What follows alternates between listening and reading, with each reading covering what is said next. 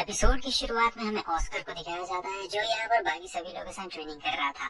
यहाँ जो तिनाशा रहती है वो दूर से ही खड़े होकर इसे देख रही होती है। असल में ऑस्कर बहुत ही अच्छा स्वॉर्ड्समैन रहता है और जो बाकी के नाइट्स रहते हैं, जो कि ये रेड वाला एक मेन रहता है, ये लड़ना चाहता था हमारे ऑस्कर से। तो ऑस्कर कहता है कि हाँ क्यों नहीं, तुम भी लड़ सकते हो। और उसके बाद में एक लड़की रहती है, वो भी आपको पता है, वो भी मेन नाइट रहती है। तो अब इन दोनों के बीच में लड़ाई हो रही होती है, बहुत ही भयंकर टाइप वाली लड़ाई हो रही होती है। मगर जो हमारा ऑस्कर रहता है वो बड़े आराम से इसे हरा डालता है। उसके बाद ऑस्कर कह रहा होता है कि क्या कोई और है यहाँ पर जो मुझसे लड़ना चाहेगा। तभी उसकी नजर तिनाशा पे जाती है और वो कहता है तिनाशा तुम क्यों नहीं लड़ती हो मुझसे। लेकिन तिनाशा कहती है कि नहीं, मेरा कोई भी इंटरेस्ट नहीं है। फिर वो तिनाशा को कहता है कि तुम चाहो तो मैजिक का भी इस्तेमाल कर सकती हो, समझी। अब जब तिनाशा ये बात सुनती है तो उसे अच्छा लगता है कि चलो मैजिक का भी इस्तेमाल कर सकती हूँ। लेकिन वो एक बात सोच रही थी कि आखिर ये बंदा जिसके पास एक स्पेशल स्वॉर्ड है और स्पेशल स्वॉर्ड से ये चाहे तो बड़े आराम से मुझे मार सकता है, आखिर ये मेरे साथ लड़ना क्यों चाहता है, पता नहीं ऐसा क्यों है। और फिर तिनाशा आ चुकी रहती है, कह रही होती है कि ठीक है, मैं बिल्कुल भी आराम से नहीं आऊंगी, बहुत ही हमला करोगी। तब वो कहता है कि ठीक है, जैसा हमला करना है तुम कर सकती हो, क्योंकि यहाँ पर तिनाशा मैजिक का इस्तेमाल कर सकती थी। और पहली बार एक कॉम्बो हमें देखने को मिलेगा मैजिक और ऐसे स्वॉर्ड टाइप का। तो काफी बढ़िया यहाँ पर तिनाशा अपने दोनों हम लोग को कॉम्बिनेशन करके मार रही होती है, बहुत ही बढ़िया। और जो कि ऑस्कर को दिक्कत आ रही होती है। थोड़ी देर के बाद दिखाया जाता है कि वो हील भी कर रही होती है, क्योंकि थोड़ी बहुत चोट यहाँ पर ऑस्कर को लग चुकी रहती है। और हमें पास्ट के सीन में दिखाया जाता है कि दोनों बहुत ही अच्छी तरीके से लड़ रहे होते हैं। जहाँ जो तिनाशा रहती है वो ऑस्कर के ऊपर अपनी फुल पावर बिल्कुल भी नहीं आजमा रही होती है, समझे। वो ऑस्कर के साथ बस खेल रही थी, क्योंकि उसके चेहरे पर हल्की सी मुस्कान भी थी और ये दर्शाता है कि वो ऑस्कर के साथ बस खेल रही होती है। और आगे हमें प्रेजेंट के सीन में दिखाया जाता है, ऑस्कर कहता है कि क्या वो मैजिक तो सचमुच कमाल का था। और फिर हमें पता चलता है कि आप मैजिक को क्लोज रेंज में भी इस्तेमाल कर सकते हैं, डिफेंस और अटैक दोनों के लिए इस्तेमाल किया जा सकता है। और ये कह रहा होता है कि देखो, वैसे भी बहुत ही बढ़िया बात है। वो कहते हैं कि देखो, तुम मुझे मार भी सकते हो अगर तुम चाहो तो, आज नहीं तो कल मारना पड़ेगा। लेकिन वो कहता है कि मैं तुम्हें क्यों मारूंगा, वैसे भी तो तुम मेरी होने वाली वाइफ हो ना। मगर वो साफ साफ इनकार कर देती, कह रही होती कि नहीं, ऐसा बिल्कुल भी नहीं होने वाला है, समझे। सपना देखना बंद करो, क्योंकि मैं तुमसे बहुत ही ज्यादा ओल्ड हूँ, समझे। अगले सीन में हमें दिखाया जाता है कि एक नेशन रहता है छोटा सा, जिसका नाम कैस्कल रहता है। वहां से कोई तिनाशा से मिलने के लिए आया हुआ रहता है स्पेशली। तो हमारा ऑस्कर मना कर देता है, कहता है कि नहीं, पहले जाकर मैं उस बंदे से मिलूंगा, उसके बाद देखूंगा कि वो तिनाशा से मिलने लायक है या फिर नहीं है। क्योंकि ये जो कैस्कल नेशन रहता है बहुत ही छोटा रहता है, लगभग ना के बराबर ही रहता है ये। तो ये वो दूत रहता है जो उस नेशन से आया हुआ रहता है और कह रहा होता है कि मैं उनसे मिलना चाहता हूँ। मगर ऑस्कर साहब सब मना कर देता है कि देखिए, हमारे पास ऐसा कोई भी विच नहीं है। मगर वो कह रहा था कि अरे आप चिंता मत करिए, थोड़ा सा हमारा काम है। तब ऑस्कर पूछने लगता है कि आपको कैसे पता कि हमारे पास वो है तिनाशा। तब ये कह रहा होता है कि नहीं, उनका नाम लेडी एटी है, असली नाम उनका लेडी एटी है। अगले सीन में हमें दिखाया जाता है तिनाशा को, जो यहाँ ऑस्कर को ढूंढने के लिए उसके कमरे में आई हुई रहती है। लेकिन ऑस्कर तो वहाँ पे रहता ही नहीं है, ये मेड उसे बता रही होती है। तो कहती है ठीक है, मैं चलती हूँ, बाद में आऊंगी। तब मेड उससे कहती है कि रुकिए लेडी तिनाशा, मैंने तो अपने आप को इंट्रोड्यूस ही नहीं करवाया है आपसे। और फिर वो अपना नाम बता रही होती है तिनाशा को और कहती है कि मैं बहुत पहले से ही प्रिंस के खातिरदारी में हूँ, बहुत पहले से ही। और लेडी तिनाशा कहती है कि हाँ, मुझे पता है कि आखिर तुम खातिरदारी में क्यों हो, क्योंकि इसकी पावर बहुत ही गजब की रहती है, इस मेड की पावर बहुत ही ज्यादा खतरनाक रहती है। अगले सीन में हमें दिखाया जाता है कि ऑस्कर आता है तिनाशा के साथ में और कहता है लेडी एथी। फिर वो मुड़ के देखती है, तब वो कहता है यही तुम्हारा असली नाम है, कोई तुमसे मिलने के लिए आया हुआ है। तो जैसे वो यहाँ पे पहुंचती है, वो बंदा कहता है लेडी एथी। तिनाशा कहती है कि मुझे इस नाम से मत बुलाओ, तुम मुझे तिनाशा ही के नाम से बुलाओ। तब वो कहता है कि ठीक है मिस तिनाशा। तो ये यहाँ पर अपने नेशन के लिए मदद मांगने के लिए आया रहता है, क्योंकि इनका जो नेशन रहता है वो पूरा मैजिशियन से भरा पड़ा रहता है। इसलिए कह रहा होता है कि हमें किसी एडवांस ट्रेनर की जरूरत है, कि आप हमारे साथ चलेंगे ताकि आप हमारे बच्चों को ट्रेन कर सके। लेकिन तिनाशा साफ साफ मना कर देती है, कह रही होती है कि नहीं, मैं नहीं आ सकती हूँ, मैं इस बंदे की प्रोटेक्टर बन के हूँ, समझे। तो अभी तो बिल्कुल भी नहीं आ सकती हूँ। और वो साफ साफ कह देती है मैं नहीं आने वाली हूँ। बाहर जाने के बाद इसे काफी ज्यादा गुस्सा आ रहा होता है, कह रहा होता है कि मैं उसे बिल्कुल भी नहीं छोड़ने वाला हूँ। आखिर वो अपने आप को समझती क्या है, मुझे उस नाम का इस्तेमाल कर लेना चाहिए था, तब उसे पता चलता कि मैं कितना पावरफुल हूँ। तभी उसकी नजर उस नाइट पे जाती है और सोच रहा होता है कि अब न मजा आएगा, अब मैं तुम्हें दिखाता हूँ कितना बढ़िया है। अगले सीन में हमें दूसरे विच को दिखाया जाता है, जिसका नाम लुक्रेजिया रहता है, जो यहाँ पर रहती है खड़ी। तो वो लोग आते हैं लुक्रेजिया से मिलने के लिए और तिनाशा पूछती है कि क्या तुम कस्कल नेशन को जानती हो। वो कहती है कि नहीं, इतने छोटे नेशन को कौन ही जानेगा, क्या ही फायदा है। तब यहाँ पर ये लोग बात कर रहे होते हैं, तब तक हमें उस नाइट को दिखाया जाता है, जो काफी ज्यादा गुस्से में आ रही होती है। और वो जो दूसरा रेड बाल वाला नाइट रहता है, वो भी उसके पीछे पीछे आ रहा होता है रोकने के लिए। लेकिन तब तक ये नाइट आती है और सीधे तिनाशा के ऊपर हमला कर देती है। यहाँ पर एकदम खतरनाक वाला हो चुका रहता है। तो जो हमारा ऑस्कर रहता है वो पूछ रहा होता है कि आखिर यहाँ पर ये सब क्या हो रहा है, बताओ मुझे। वो नाइट कहता है कि सर मुझे नहीं पता आखिर इसे क्या हो गया है। तब तक वो जो नाइट रहती है उसे बहुत ही ज्यादा बुरा भला कह देती है तिनाशा को, तो तिनाशा को यहाँ पर बहुत ही ज्यादा बुरा लग रहा होता है। कहती है तिनाशा की पहली बार नहीं है जब किसी ने मुझे ऐसा कहा हो, लेकिन फिर भी ये बहुत ही ज्यादा हर्ट करता है। उसके बाद जो लुक्रेजिया रहती है बता रही होती है कि कैसे ये लड़की माइंड कंट्रोल के अंदर है। ऑस्कर कहता है कहीं तुमने तो ये सब नहीं ना किया। वो कहती है कि अरे मैं ये सब क्यों करूंगी, मैं इतनी चीप हरकत बिल्कुल भी नहीं करती हूँ। वो बोलता है तो इसे बाहर निकालो। वो कहती है कि हाँ क्यों नहीं, मैं अभी बाहर निकालती हूँ। सो वो जाती है उसके पास और फिर उसे बेहोश कर डालती है।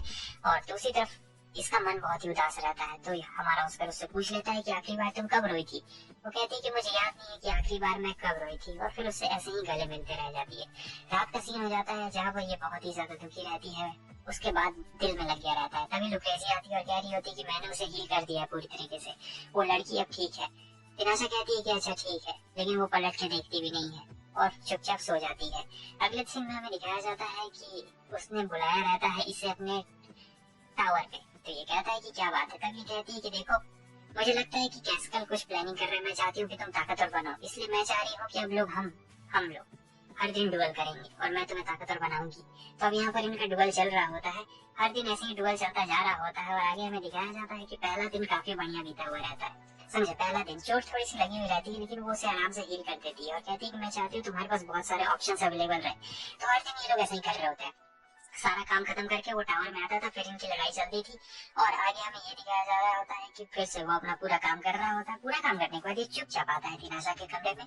वहाँ पर एक मैजिक सर्कल रहता है, उस मैजिक सर्कल के अंदर कदम रखता था तो आ जाता था टावर में। फिर यहाँ पर वो उसे हील करती थी। ट्रेनिंग के बाद इसे थोड़ा बहुत चोट लग जाता था ना, लेकिन यहाँ पर अभी भी प्रॉब्लम हो रही होती है। तिनाशा जब अपनी फुल पावर लगा रही होती है तब ये टिक नहीं पा रहा होता है तिनाशा के सामने, और काफी ज्यादा प्रॉब्लम इसे आ रही होती है। सो अब यहाँ पर जो तिनाशा रहती है वो थोड़ा सा हाई लेवल का मैजिक इस्तेमाल करना भी शुरू कर देती है। एक वाइन वेप आप यहाँ पे देख सकते हैं जो सीधे उसके पैर पास जाता है और उसके पैर को बहुत ही बुरी तरीके से लपेट के उसे गिरा डालता है। तिनाशा यहाँ पे जीत गई थी, लेकिन इसे पता भी नहीं रहता है कि आखिर इसके साथ क्या हो गया है।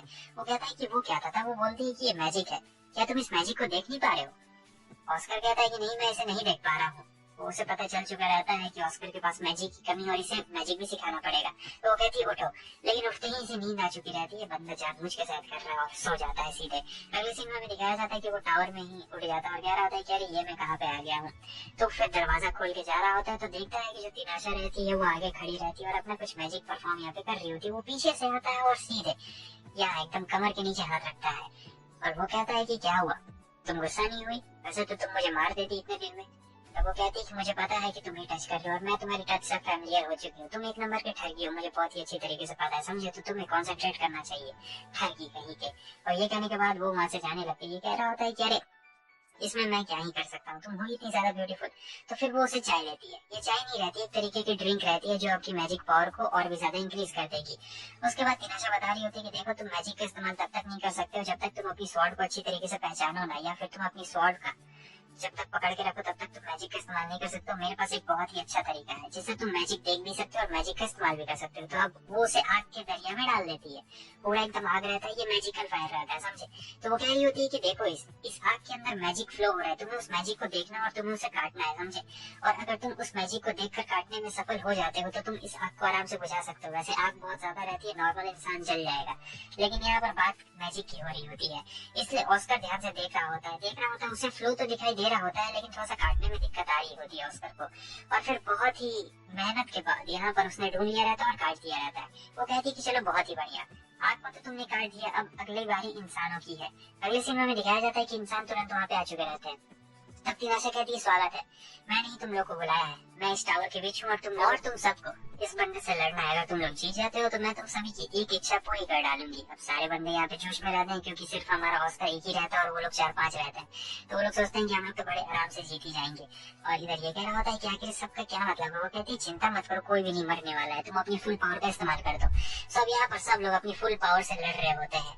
फिर थोड़ी देर के बाद सीन यहाँ पर कट होता है। ऑस्कर तो सबको बड़े आराम से हरा डालता है, जैसे कि वो सब तो इसके सामने बच्चे रहते हैं, छोटे मोटे 5 साल के। वो कहती है कि बहुत ही बढ़िया, तुम सचमुच बहुत ही ज्यादा हार्डवर्क कर रहे हो और अब तो तुम मैजिक का भी इस्तेमाल करना धीरे धीरे सीख चुके हो। तभी एक बिल्ली वहाँ पर आ चुकी रहती है। तिनाशा ने इस बिल्ली को भेजा रहता है कैस्कल नेशन में पता लगाने के लिए। तो ये कैस्कल नेशन से पता लगा के आई हुई रहती है। तो आगे हमें ये पता लगता है कि जो कैस्कल नेशन है उसके पास 200 से 300 मेजेस है। वैसे एक नॉर्मल कंट्री के पास 200 से 300 मैच नहीं रहते, उसके पास सिर्फ 20 से 30 मैच रहते हैं, लेकिन कैस्कल के पास 200 से 300 मैच है।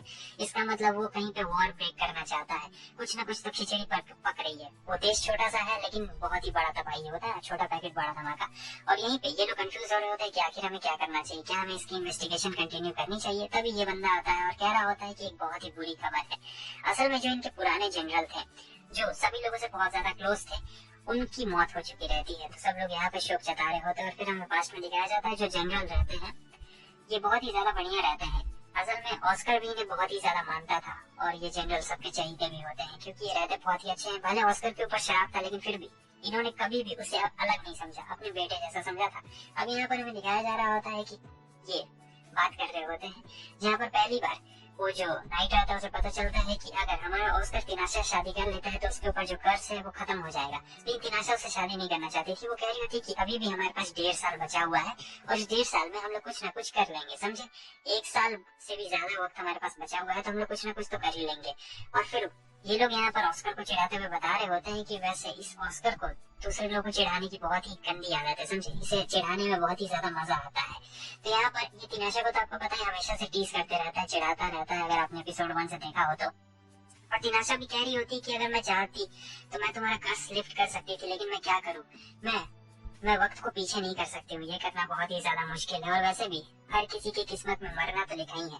अगले सीन में हमें उसी बंदे को दिखाया जाता है, कैस्कल के दूध को, जो यहाँ पे आया हुआ रहता है। और फिर हमें एक मेड को दिखाया जाता है जो हमारे ऑस्कर की मेड रहती है। कह रही होती है कि तुमने जो काम किया वो बिल्कुल भी अच्छा नहीं किया, इसकी सजा तुम्हें जरूर मिलेगी। अगर मैं चाहूँ तब भी मैं खुद को रोक नहीं सकती हूँ। और फिर उसका एक पेट रहता है, वो जाता है सीधे उस बंदे को मारता है बहुत ही बुरी तरीके से। खतरनाक सीन है। तो एपिसोड यहाँ पे खत्म हो जाता है। और कल से जो मैंने एनिमे डाले तुम लोगों ने देखे या नहीं देखा जाके देख लो। एपिसोड की शुरुआत में हमें तिनाशा को दिखाया जाता है और इसे कोई कह रहा होता है एती, जो इसका रियल नेम रहता है। और वो उसे उठाता है, वो एती को गोद में उठाए हुए रहता है और एती कह रही होती है मुझे अभी भी नींद आ रही है। तब वो कहता है चिंता मत करो, मैं तुम्हें लेकर चलता हूँ, तुम आराम से चाहो तो यहाँ पर सो सकती हो। वैसे ये बंदा कौन रहता है हमें इसका चेहरा बिल्कुल भी नहीं दिखाया जाता है। सीन कट होता हम देखते हैं कि ये सब तिनाशा का एक सपना रहता है और ये बुरा सपना वो बार बार देख रही होती है। ऑस्कर उसके पास में रहता है और कह रहा होता है अरे अरे घबराओ मत, ये तो मैं हूँ। और फिर वो बता रही होती है कि ये सपना मुझे बार बार आ रहा है। ऑस्कर कहता है कि तुम बैठे बैठे सो गई थी, लगता है थक गई हो। अगले सीन में हमें दिखाया जाता है कि जो ऑस्कर रहता है उसे बुलाया गया रहता है, उसके फादर ने बुलाया हुआ रहता है। तो यहाँ पर उसके फादर ने उसे यहाँ बुलाया गया रहता है उसके लिए एक अच्छी सी ब्राइड ढूंढने के लिए, समझे। क्योंकि इसकी जो ब्राइड होने वाली है उसका मैजिक रेजिस्टेंस बहुत ही ज्यादा हाई होने वाला है। तो इन्हें एक कैंडिडेट भी मिल चुकी रहती है जिसका नाम मिरालिस रहता है।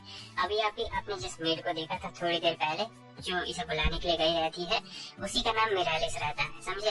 तो वो इसके लिए एक सुटेबल कैंडिडेट रहती है, इसीलिए उसके फादर चाहते थे कि अब ये कर ले, मैरिज कर ले।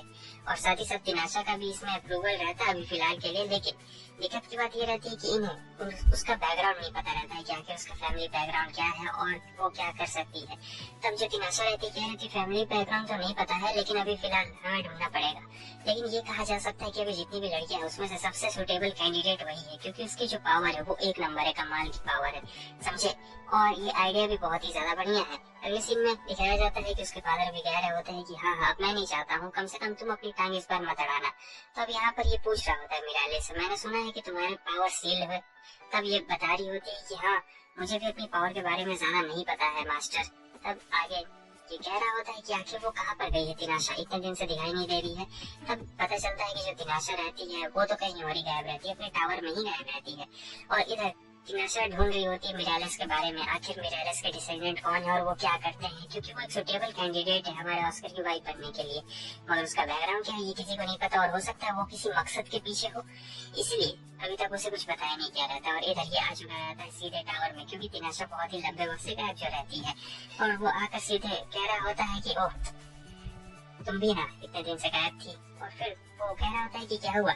तब बता रही होती है कि विच ऑफ साइलेंस ने जो तुम्हारे ऊपर मैजिक है वो मैजिक बहुत ही ज्यादा खतरनाक है, तो मैं उसी का तोड़ ढूंढ रही हूँ। और साथ ही साथ हम लोग मिरालिस का बैकग्राउंड के बारे में भी पता लगा रहे हैं, क्योंकि पता नहीं वो किस चीज के पीछे पड़ी हो, कहीं वो तुम्हारा राजगद्दी तो नहीं हथियाना चाहती है। और वैसे बहुत सारे लोग नफरत भी करते हैं मुझसे। तो ये कह रहा होता है ठीक है जब तुम खाली हो तब मेरे लिए तुम डिनर बना देना। वो कहती है ठीक है। अगले सीन फिल्म में दिखाया जाता है इस बंदे को, यानी जो नाइट रहता है, और ये तिनाशा को देखकर वहां पर आ चुका रहता है। तो ये पता लगा रहा होता है मिरालिस के बैकग्राउंड के बारे में, यानी उस मेड के बैकग्राउंड के बारे में, और इसे शक रहता है मिरालिस के ऊपर। ये कह रहा था मुझे नहीं लगता कि वो प्रिंसेस बनने के लिए सुटेबल कैंडिडेट है, और ऑस्कर के लिए मुझे बिल्कुल भी ठीक नहीं लग रही है, क्योंकि वो वैसे दिखती नहीं है, भले उसके पास पावर हो, लेकिन मुझे नहीं लगता है। और हम लोग अभी तक उसके बारे में कुछ पता भी नहीं लगा पाए हैं, उसके डिसेंडेंट के बारे में, क्या कि उसका फैमिली बैकग्राउंड क्या है, वो कहाँ से आती है, उसकी मदर क्या करती थी, और वगैरह वगैरह वो सारी चीजें। क्योंकि ऑस्कर के दुश्मन बहुत सारे रहते हैं ना, इसलिए इन लोग को सोच समझ के चुनना रहता है। तभी वो लोग देखते हैं कि मिरालिस वहाँ से गुजर रही होती है। तब ये चीज देखने के बाद जो बंदा रहता है उसके पास एक बहुत ही खतरनाक आइडिया रहता है, समझे। तब यहाँ हमें ऐसा दिखाया जा रहा होता है कि दोनों जैसे बहुत ही ज्यादा क्लोज हो, समझ रहे हो। इसका मतलब ये है कि तिनाशा जैसे ऑस्कर को चीट कर रही है, बिल्कुल उसी टाइप से ये लोग ऐसे प्रिटेंड करते हैं। और अब उसने देख लिया रहता है, तो अब इनका ये रहता है कि अगर वो जाकर ऑस्कर को बता देगी, मतलब ऑस्कर को नहीं बताएगी, तो इसका मतलब ये है कि वो चाहती है कि तुम्हारा और ऑस्कर का रिश्ता टूट जाए। इसका मतलब वो कुछ और चाहती है, समझे। वो बहुत ही ज्यादा मतलब अंदर ही अंदर को चाहती है। तब तक ऑस्कर को दिखाया जाता है जो आता है यहाँ पर। अगले सीन में दिखाया जाता है जो तिनाशा रहती है, ऑस्कर में से बुला हुआ रहता है, तो वो जाती है उसके कमरे में और कह रही होती है तुमने मुझे बुलाया क्या। तो ये बहुत ही ज्यादा खुश रहती है और कह रही होती है कि क्या। वो अपना हाथ आगे बढ़ाती है, लेकिन ये इसके हाथ में एक बैंड डाल देता है और ये मैजिक पावर को सप्रेस कर देता है। और वो कह रही होती है कि ये सब क्या है। फिर वो कह रहा होता है कि मैं तुम्हें यहाँ पर इसलिए नहीं लाया ताकि तुम बाकी आदमियों के मुंह लगते रहो, समझी।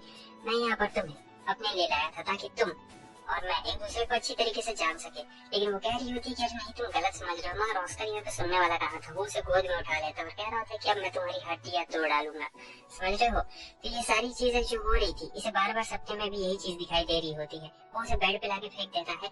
और अब जो तिनाशा रहती है वो बहुत ही ज्यादा गुस्से में आ गई रहती है। मतलब वो अनकॉन्शियस थी लेकिन बहुत ज्यादा गुस्से में थी और देख सकते हैं कि काफी ज्यादा तबाही भी रूम में मच गई रहती है।